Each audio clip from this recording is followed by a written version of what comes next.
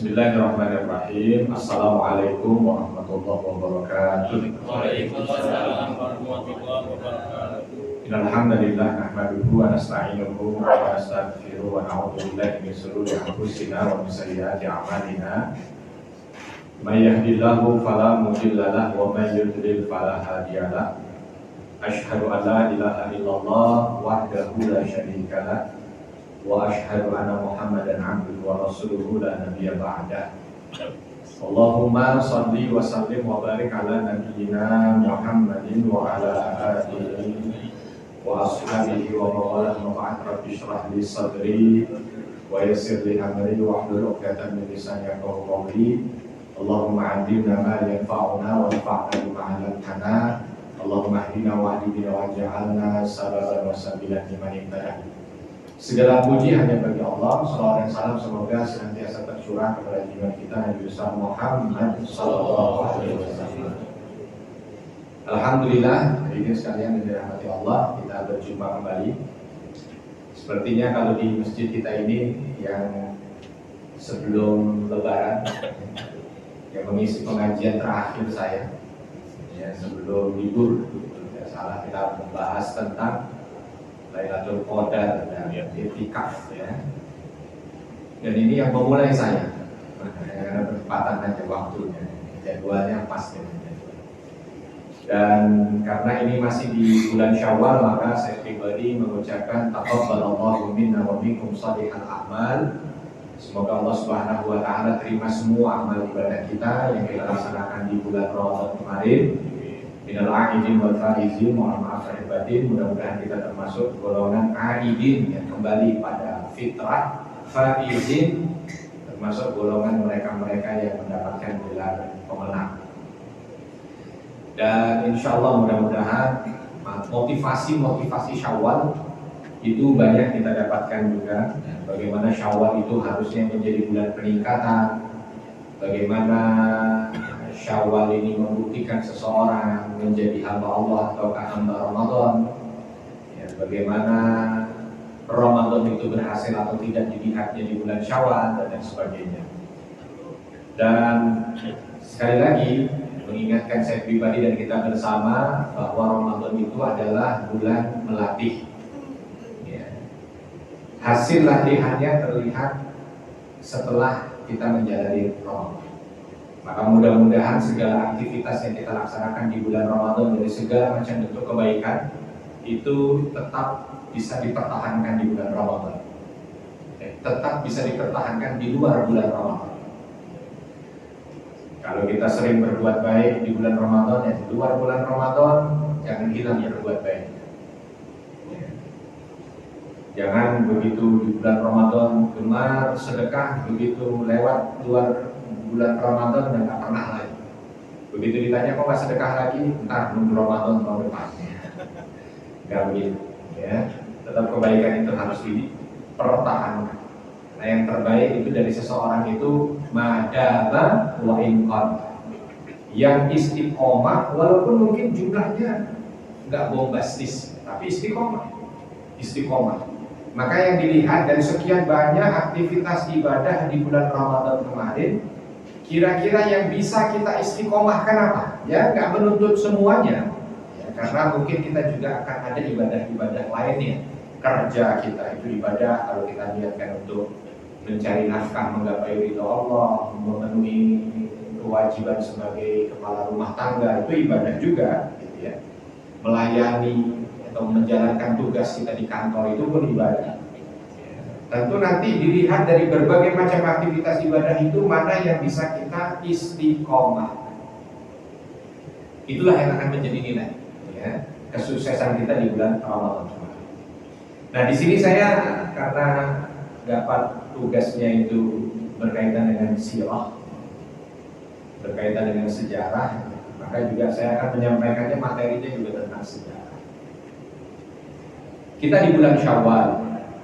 Di bulan Syawal itu ada peristiwa besar terjadi di masa Nabi Muhammad SAW. Banyak peristiwanya. Di antara yang besar itu ada perang Khandaq, itu terjadi di bulan Syawal. Ya, Fathu Mekah, efek dari Fathu Mekah ya, itu juga di bulan Syawal, walaupun Fathu Mekahnya di bulan Ramadan.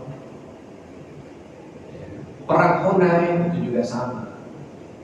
Nah, dari beberapa kejadian ini, mana yang mau kita ceritakan?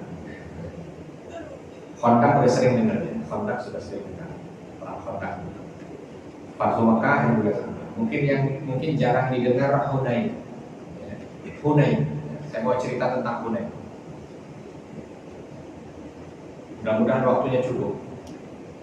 Karena perang Hunain ini adalah perang yang relatif, kalau kita lihat ayatnya. Ada ayat yang membahas tentang perang Hunain. Ayat yang membahas tentang perang Hunain itu nanti Bapak Ibu boleh buka ya. Itu di surah At-Taubah ayat 25, 26, 27, 25, 26, 27 At-Taubah. Nggak membahas tafsirnya, tapi membahas kisahnya.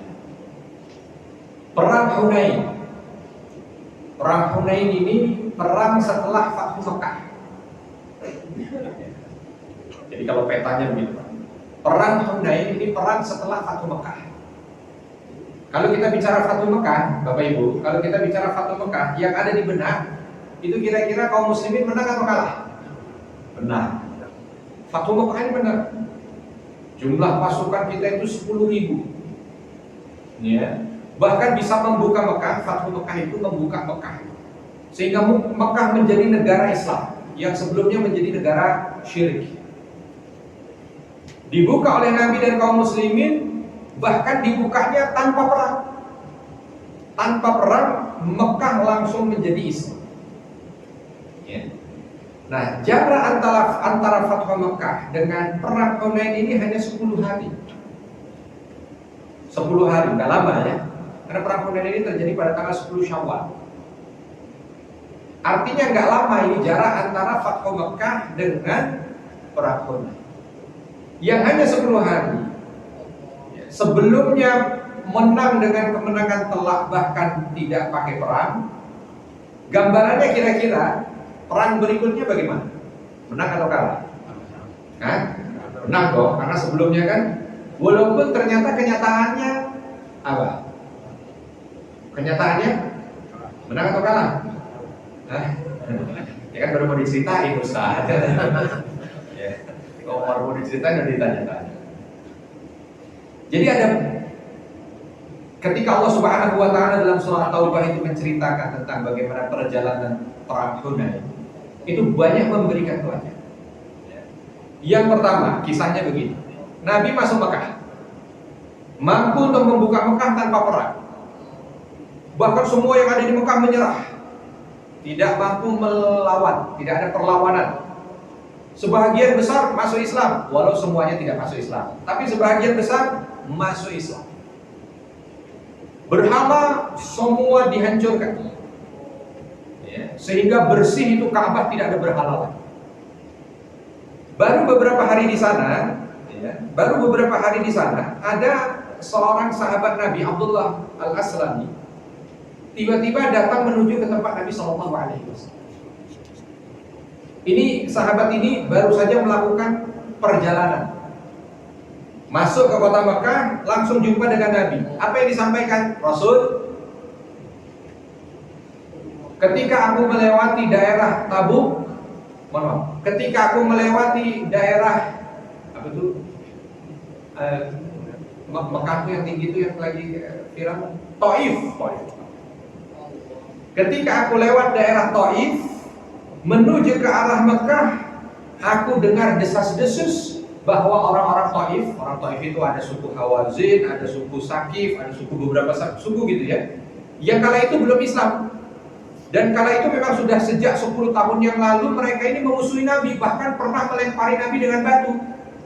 Ya, mungkin kalau Bapak Ibu pernah mendengarkan kisah bagaimana Nabi dulu pernah ke Taif lalu dilempari batu gitu. Ini suku yang melempari batu nih. Ya, yang sebut nama suku Sakif, Hawazin. Sahabat Abdullah Al-Aslam ini mengatakan kepada Nabi, aku mendengar bahwa mereka sudah mempersiapkan diri untuk melakukan perlawanan untuk melawanmu. Nabi kaget, Pak. Kenapa? Karena Nabi tidak mau perang. Nabi tidak mau perang. Nabi ke Mekah ingin membuka Mekah itu sebabnya juga bukan karena ingin perang, karena orang-orang kafir Quraisy mengkhianati perjanjian Hudaybiyah.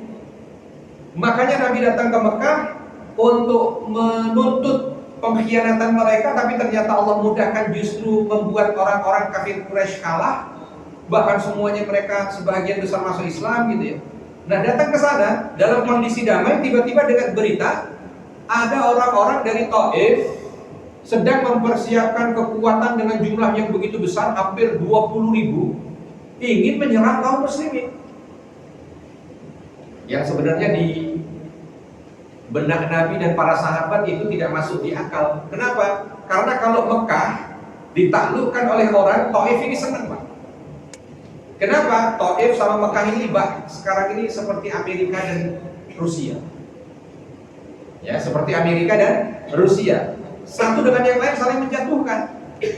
Kok ini tiba-tiba ketika Nabi menaklukkan Mekah, kok tiba-tiba Taif tidak senang, bahkan ingin menghancurkan atau ingin menyerang orang yang menaklukkan Mekah. Ini tidak masuk akal secara teori politik. Tetapi kalau dilihat dari histori sejarah masuk akal. Sebab apa? Orang Taif takut. Kenapa takut? Ini kalau yang menaklukkan Mekah ini menyusun kekuatan, maka tidak mustahil dia akan menyerang Taif. Sebab apa? Seolah dulu pernah ada dendam, sakit hati kalau dulu Nabi pernah dilempari oleh orang-orang Taif. Padahal Nabi gak ada keinginan untuk menyerang Taif, sama sekali gak ada keinginan. Cuma Taifnya yang takut. Maka dua suku besarnya, Hawazin dan Saqif, kali itu bergabung menjadi satu, serang mereka. Nabi masih belum yakin dengan itu, maka Nabi mengirim mata-mata. Ya, intelijennya. Siapa namanya? Namanya mata-mata gak ketahuan. Kan intelijen, kalau ketahuan berarti bukan mata-mata. Ya, Nabi SAW paling sering menyebar intelijen mata-mata ke beberapa titik yang kadang-kadang sahabat sendiri di sebelahnya tidak tahu. Bahkan ada kondisi yang kala ada mata-mata Nabi yang tertangkap oleh kaum muslimin kala itu, bahkan hampir mendapatkan hukuman pancung ya. Nabi dengan segala upaya tidak menyampaikan kalau itu mata-mata, tetapi dengan izin Allah bisa dibebaskan. Karena kalau dikasih tahu, termasuk kepada sahabat yang lain, bebasin. Nah, kenapa Rasul? Dia mata-mata. Nah, itu kan nggak jadi mata-mata lagi. Ya, sampai seperti itunya, ini kekuatan intelijen Nabi. Ya, jadi jangan dikira Nabi itu hanya mengandalkan Jibril, enggak. Ya, maka ada beberapa juga orang-orang ahli militer mencoba untuk melihat bagaimana kekuatan intelijen Nabi. Termasuk diantaranya salah satunya ini.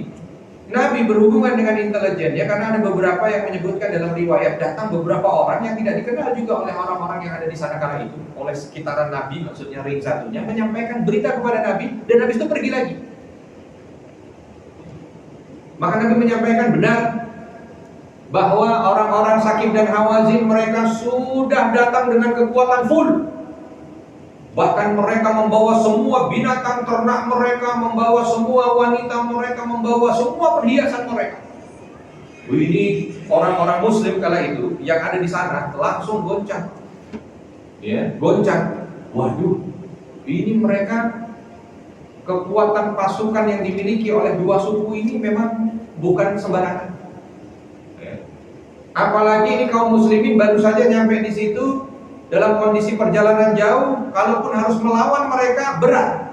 Dalam kondisi yang sedang down seperti itu, Nabi justru senyum. Mendengar ada suku besar dengan jumlah 2 kali lipat ingin menyerang kaum muslimin, Nabi senyum. Ya, ini nih perlu dipelajari oleh para pemimpin.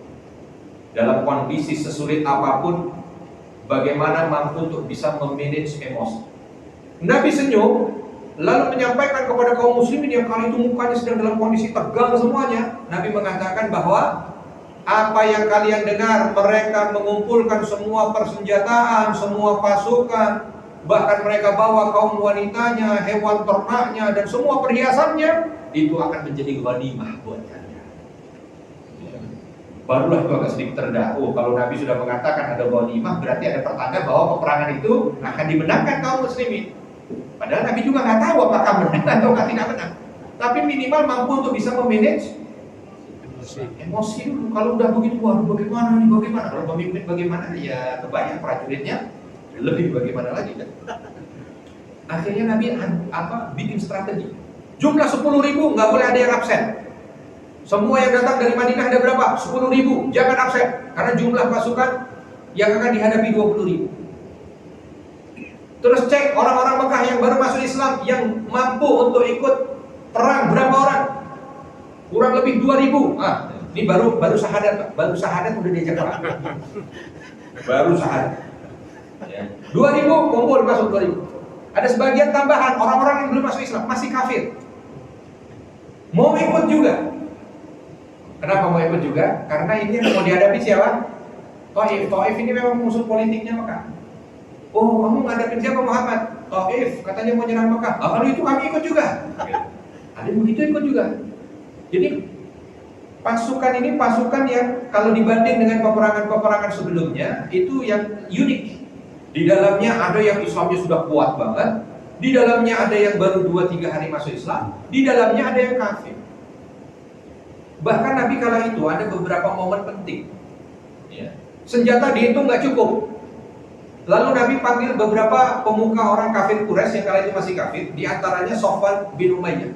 Dipanggil, Sofwan, Abu Muhammad, kamu kan penyedia ini. Dia punya pabrik senjata, bahasa kita gitu kan. Ini maklar senjata nih orang. Sofwan bin Umayyah ini maklar senjata. Wah, biasanya bawa dari Romawi, baju perang, pedang, segala macam peralatan perang. Kamu punya berapa? Kamu mau apa Muhammad? Mau rampas? Mau maksa? Atau mau nyewa? Gitu. Karena Nabi kala itu sudah menguasai Mekah. Hukum umumnya sebenarnya orang kalau sudah menguasai satu tempat, semua yang ada di situ udah miliknya. Tapi Sofwan ini seolah ingin menguji Nabi. Kamu mau apa Muhammad? Kamu mau rampas? Kamu mau ambil paksa atau kamu mau sewa? Normalnya sebenarnya itu sudah milik saya, maka serahkan semuanya. Itu normalnya karena maka udah kalah perang. Tapi apa kata Nabi? Saya sewa. Saya sewa. Berapa yang kamu punya saya sewa? Kata Sofwan, bayar sekarang. Kata Nabi, bayar setengah. Bayar setengah, saya bayar setengah. Nanti pulang dari perang, saya bayar setengahnya. Kata Sofwan, waduh, saya nggak percaya kalau kamu bayar setengah nanti setelah perang. Terus bagaimana? Saya bisanya bayar setengah. Kalau begitu kata Sofwan, saya ikut perang untuk ngawasin apa yang saya punya, supaya nanti tidak hilang, tidak terjadi sesuatu, tidak apa. Kata Nabi, ya silahkan apa-apa, yang penting saya sewa. Ini untuk menunjukkan betapa Nabi kala itu membuat sesuatu yang belum pernah terjadi. Orang sudah menguasai satu tempat, tidak semena-mena, tidak merampok, tidak merampas, tidak memaksa. Yang seharusnya kalau namanya peperangan bisa hidup aja, alhamdulillah. Yang ada justru kalau pensuplai senjata seperti ini modelnya biasanya dipenggal duluan. Tapi Nabi enggak, udah biarin. Sewa. Dibayar 50%. Singkat cerita, jalan ini pasukan dengan berbagai macam warna pasukan ini ya. Makanya nanti ceritanya di Taubah itu walaupun cuma 2-3 ayat tapi detilannya banyak. Begitu baru jalan sampai mereka ya, di satu tempat yang ada pohon sider. Pohon sider itu pohon apa ya? Yang untuk ngerukyah apa? Bidara. Di sana pohon nggak kayak di tempat kita. Kalau di tempat kita itu kan tropis ya, jalan sedikit aja pohon di mana-mana. Kalau dulu, ya bukan dulu, di tempat Mekah itu karena dia padang pasir, jadi pohon ini cuma ada satu, jalan lagi ketemu pohon satu. Nah itu kalau ada pohon satu, terus pohon itu rindang, wah itu buat orang Arab keramat. Ya, buat orang Arab zaman dahulu, ya. Orang-orang yang masih percaya dengan dewa-dewa keramat. Kenapa? Karena ini ada dia mampu di tengah padang pasir seperti itu hijau. Singkat cerita, orang-orang Arab dulu sebelum Islam, mereka itu pohon-pohon seperti itu mereka gunakan untuk menggantungkan pedang-pedang mereka. Nah, pedang-pedang yang digantungkan itu ditaruh beberapa saat, lalu mereka mungkin dengan ritual-ritual tertentu, bakar menyan lah, gosok-gosok lah, apa segala macam, maka pedang yang digantungkan itu kalau dibawa untuk perang, oh itu sakti mas Raguna. Nah, gitu. Jadi sebenarnya mirip-mirip juga ya orang Arab dulu dengan kita ya. Cuman ini sebelum Islam dulu. Nah begitu lewat, ini Nabi masih ada Pak. Begitu lewat, yang baru masuk Islam 2 hari 3 hari ini, yang belum banyak ikut pengajian, tiba-tiba langsung nyolek Nabi, ya Rasulullah, ij'alana datu anwat kama lahum data. Wahai Rasul, bikin untuk kami ini juga pohon model begitu yang disebut oleh orang-orang Arab zaman dulu itu namanya datu anwat ya. Seperti mereka juga punya datu anwat. Jadi nanti kita ini supaya kita menang ini Rasul, kita taruh dulu pedang-pedang kita di pohon itu, nanti punya kekuatan double. Bayangkan. Ya, udah syahadat nih. Masih percaya khurafat ahadu. Kebayang tuh Rasul ya. Maka Nabi SAW mengatakan, sungguh di antara kalian ada yang menjadi Bani Israel bagi Musa. Baru saja diselamatkan dari laut mati, karena dulu Nabi Musa itu ketika diselamatkan laut merah. Ketika diselamatkan dari laut merah, selesai itu Bani Israel, baru nyampe di pojokan. Fir'aun ditenggelamkan, jalan sedikit ada patung. Maka ketika ada patung, orang-orang Bani Israel minta, wahai Musa, bikinkan saya juga patung seperti itu dong, seperti kita juga, sehingga kita juga bisa nyembah patung seperti mereka nyembah patung. Baru diselamatin, sudah mulai mau nyembah patung. Maka mendengar itu, ternyata ini ngena di mereka, maka mereka bertobat. Singkatnya bertobat. Ceritanya panjang, tapi waktunya nggak cukup kalau semua mau di sini. Tapi intinya mereka bertobat. Ini baru perjalanan nih. Jadi perjalanan ini warna-warni. Ada yang baru jalan sedikit udah mau syirik. Ya. Kebayang nih mungkin yang 10.000 yang sudah Islamnya lama. Aduh, memang susah. Bawa anggota baru ini susah. Ada. Jalan sedikit lagi, yang 2.000 lagi ini bikin masalahnya. 2.000 ini bilang, wah, kalau kita saat ini, kalau pasukan musuh hanya 20.000, kita pasti menang. Kenapa? Minimal jumlah kita 12.000. Kita itu belum pernah dengan jumlah sebesar ini. Jadi seolah mereka sombong dengan jumlahnya. Yang lama-lama udah bilang, tawabuk. Kalau yang baru, santai. Kenapa? Karena dulu waktu zaman kami masih kafir, ngelawan kamu itu, jumlah kamu selalu lebih sedikit, kami selalu kalah. Padahal jumlahnya nggak nyampe sebesar ini. Nah sekarang ini kami juga sudah Islam, ya, walau baru 2 hari, ya. Dan jumlah kita ini besar, maka niscaya kita menang. Santai. Nabi mengingatkan kembali, jangan sampai Nabi itu berjalan itu berdoa. Ya saking nggak kuatnya dengan kesombongan beberapa orang yang ada di pasukan seolah pasti menangin, sampai Nabi berdoa. Ya. Allahumma bika uhawil, Allahumma bika usawil, Allahumma bika uqatil. Begitu terus. Terkenal banget doa itu. Sampai para sahabat yang senior-senior itu datangi Rasulullah, sampai seperti ini kan kau berdoa. Ya Allah, dengan namamu kami berjuang, dengan namamu kami berusaha, dengan namamu kami berperang. Sampai seperti itu, selalu diingatkan dengan namamu, dengan namamu. Sampai ketika para sahabat bertanya seperti itu, dikisahkan oleh Nabi, dulu ada seorang Nabi dengan umatnya, jumlah pasukan begitu banyak, lalu ada kesombongan di tengah umatnya. Tiba-tiba kesombongan di tengah umatnya itu yang mendatangkan azab untuk mereka. Sebelum berperang mereka sudah mati. Mendengar itu langsung yang 2.000 di. Daripada sebelum perang mati. Tapi Nabi terus berdoa. Yang luar biasa. Ternyata begitu sampai di daerah Hunain. Nah, inilah Hunain. Daerah Hunain antara Mekah dan Taif, lebih dekat ke Taif. Sampai di Hunain, di luar dugaan, ternyata Hawazin dan Sakif ini yang memang terkenal dengan keahlian teori perangnya, strategi perangnya, itu nggak diwaspadai oleh kaum muslimin. Sehingga begitu lagi mau sampai di tengah-tengah antara tebing, ya, baru mau masuk di antara tebing, tiba-tiba panah itu banyak meluncur di antara tebing. Kalau bahasa kita, mereka dengan jumlah pasukan yang begitu banyak nggak kelihatan, masuk di celah-celah tebing, ada yang masuk di bawah tanah, ada yang masuk Begitu pasukan mendekat, baru mereka keluar semua dengan panahnya, lalu wah, pukulan itu pukulan yang luar biasa. Tidak mampu diantisipasi oleh kaum muslimin. Jumlah 12.000. Semuanya lari. 12.000 semua lari. Tersisa berapa? Tersisa 50. Berarti berapa yang lari? 11.950. Lari semua. Mau yang anggota lama, anggota baru, lari semua.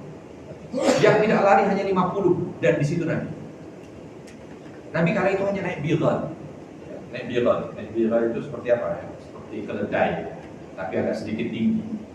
Ya. Nggak nyampe seperti kuda gitu, enggak. Begitu naik, begitu Nabi di situ, dan kala itu semua orang ternyata para sahabat itu lari. Hanya 50 saja yang di sekitaran Nabi, dan itu adalah sahabat-sahabat inti ya. Ada Abu Bakar, Umar, Utsman, Ali, lalu ada Abbas, ada beberapa sahabat-sahabat dekat. Semua ini lari udah. Begitu melihat yang semua ini lari, ya dari gunung, dari mana semua turun semuanya, jumlah 20.000 mendekat semuanya ke Nabi. Kebayang ini, kalau dibikin film luar biasa. 20.000 menyerang 50. Dan yang berapa tadi? 11.950. Sampai yang 2.000 ini tadi Pak, yang baru masuk Islam ini tadi, sebahagian di antara mereka langsung ada keraguan di hati. Di antara keraguan di hatinya apa? Hari ini terbukti bahwa apa yang dibawa Muhammad salah. Kenapa? Buktinya ini lari. Semuanya ini lari.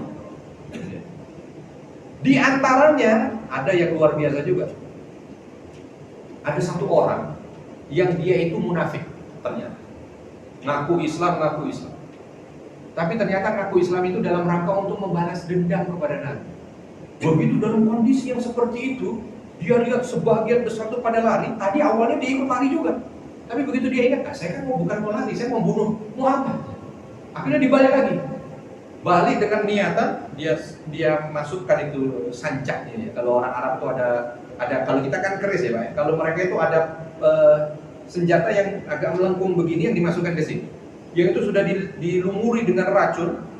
Lalu dia bersiap untuk mendekat kepada Nabi, lalu ingin menusukkan ini di dada Nabi. Karena kala itu Nabi yang melindungi hanya 50. Dan Nabi tidak tahu kondisi orang ini tadi. Sebenarnya dia munafik itu dia tidak tahu. Nabi tidak tahu karena tahunya orang ini sudah masuk ke dalam Islam. Maka mendekatlah ini dalam kondisi yang seperti itu. Semua dua pada lari gitu kan.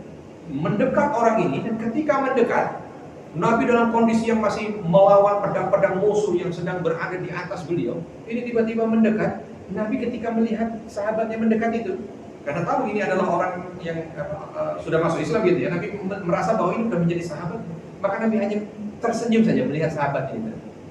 Tersenyum, lalu dengan susah payah tangan kirinya ini melawan pedang-pedang yang ada di atas beliau. Tangan kanan beliau itu menempel ke dada orang ini tadi.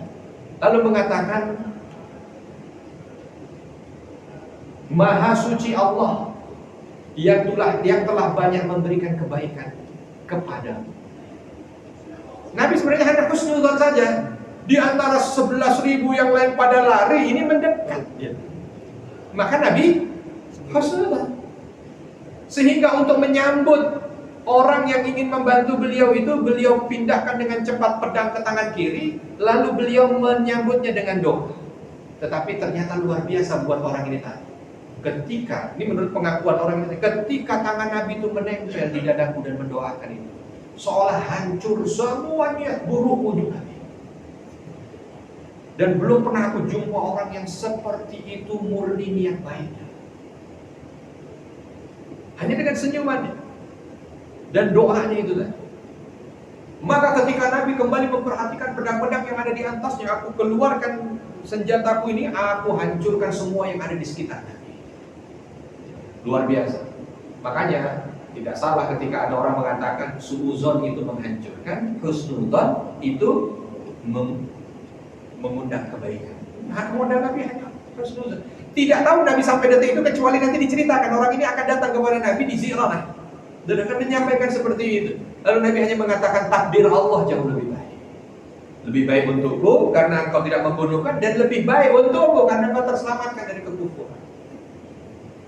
Ini husnul zon, insyaallah luar biasa. Yuk lari semua yang 11.000 itu. Nabi hanya bilang kepada Abbas, Abbas teriakkan pada mereka yang lari bahwa nabinya di sini. Baru Abbas teriak. Dan Abbas itu punya ciri khas, Bapak dan Ibu, suaranya lantang. Ya, kalau saya perlu pakai mic, tes. Kalau Abbas nggak pakai mic, dengar suaranya sampai ke. Maka Abbas berteriak, wahai kaum muslimin, di sini Rasulullah. Enggak. Tapi istilahnya saking paniknya kaum muslimin, seolah panggilan itu nggak ngebekas di sini. Maka Nabi luar biasa strategi berikutnya, jangan kau panggil kaum muslimin, tapi kau panggil satu, sebut, wahai yang berbaiat di bawah pohon, yang pernah berbaiat kepada Nabi di bawah pohon. Diceriakan juga, yang pernah berbaiat kepada Nabi di bawah pohon, Nabimu di sini. Baru dia pernah berbaiat pada saya itu. Baru wahai Ansor kebanyakan, panggil Khazraj, wahai Khazraj. Akhirnya panggilan satu yang diteriakan itu ngena gitu. Makanya kalau dalam kondisi panik jangan dipanggil semuanya, panggil yang spesifik. Nah, panggilan spesifik itu akan lebih mengena kepada orang itu tadi. Contoh seperti pengajian begini, jangan dipanggil yang umum. Wahai kaum muslimin, jangan, nggak kena. Tapi wahai bapak ibu yang sedang memiliki hutang nggak lunas, oh itu kena. Itu contoh. Jadi masalah spesifik itu akan lebih di telinga akan lebih. Nabi melakukan strategi sehingga semuanya akhirnya satu demi satu datang.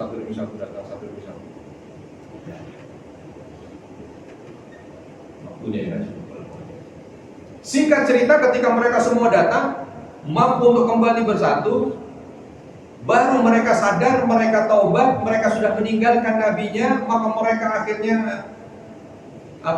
kembali ke barisan, walaupun agak mundur, dan justru agak mundurnya ini membuat mereka lebih bisa mengatur strategi. Barulah di situ mereka kembali melakukan perlawanan. Ini detiknya, hitungannya detik. Taubat mereka itu hitungnya detik.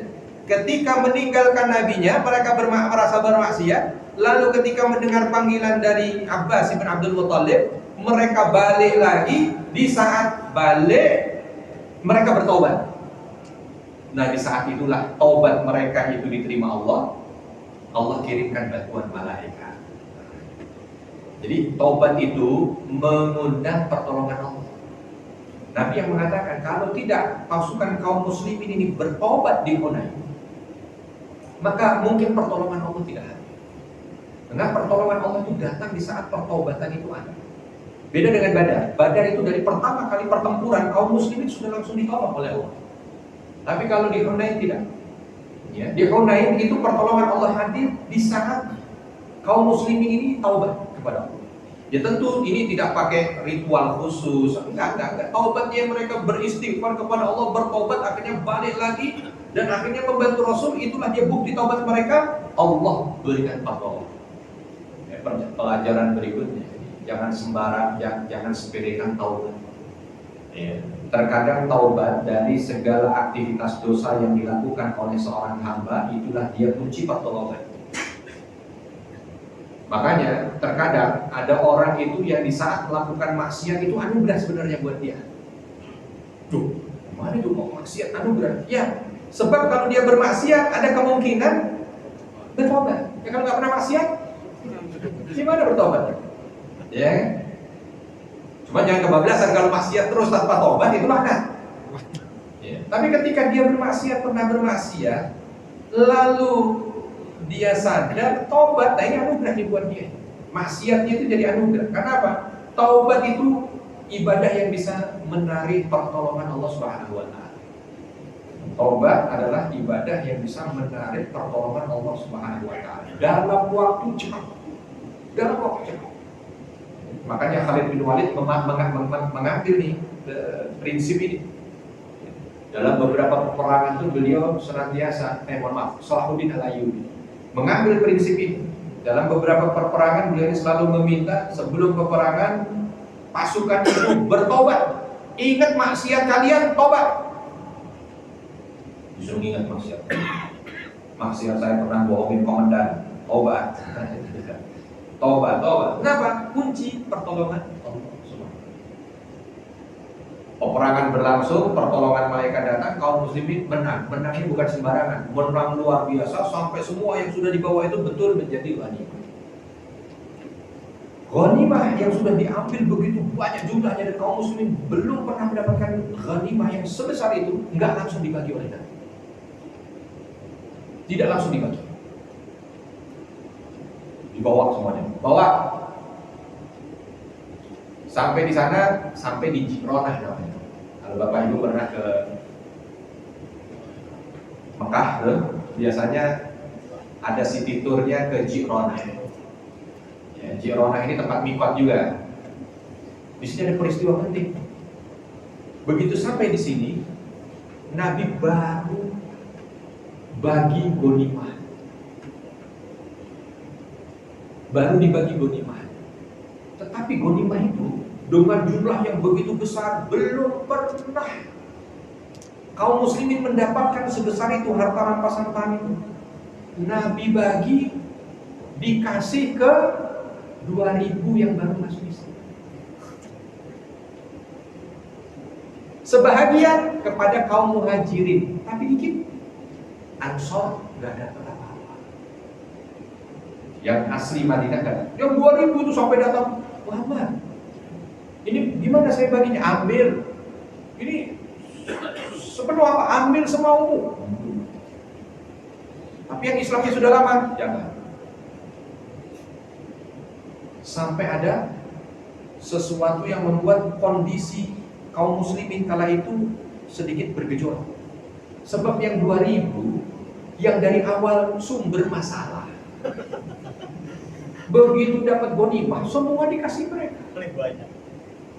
Yang 10.000 ini yang sudah menyertai Nabi dari awal perjuangan dakwah, ada apa? Yang orang Mekah nggak protes, Pak. Kalaupun protes dikit, yang asalnya dari Mekah, kaum muhajirin. Kenapa nggak protes? Karena yang 2000 itu rata-rata adiknya, pamannya, masih saudaranya mereka semua. Nah yang Ansor ini nggak dapat spesial.